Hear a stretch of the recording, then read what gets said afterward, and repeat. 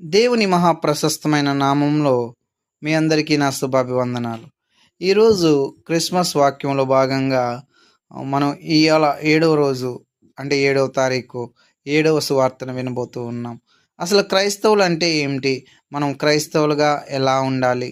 అంటే క్రైస్తవులకు ఉండవలసిన లక్షణాలు, క్రైస్తవులకు ఉండవలసిన నియమాలు. అంటే క్రైస్తవ్యం అంటే నేను చాలాసార్లు చెప్పాను. క్రైస్తవ్యం అనేది మతము కాదు, ఒక మార్గము.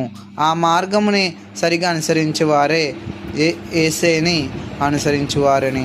అంటే క్రైస్తవులుగా మనకు ఉండాల్సిన లక్షణాలు ముఖ్యంగా కోపం ఉండకూడదు, ద్వేషం ఉండకూడదు, ఇతరుల పైన మనకి అలక ఉండకూడదు.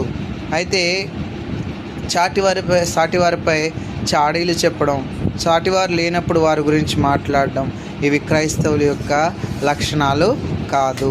ఇవి ఉంటే మీ హృదయం నుంచి బలారాధన తీసుకునే కంటే ముందుగా మీ హృదయం నుంచి అటువంటి వాటినన్నిటినీ తొలగించాలి.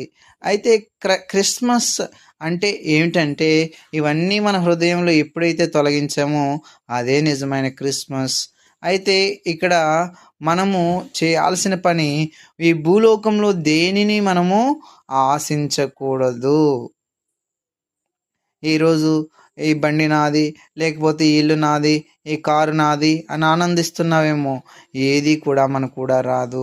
మనకు కూడా వచ్చేది మన మోకాళ్ళ ప్రార్థన ఒకటే, మన యేసయ్య ఆరాధన ఒకటే. Praise the Lord. God bless you one and all.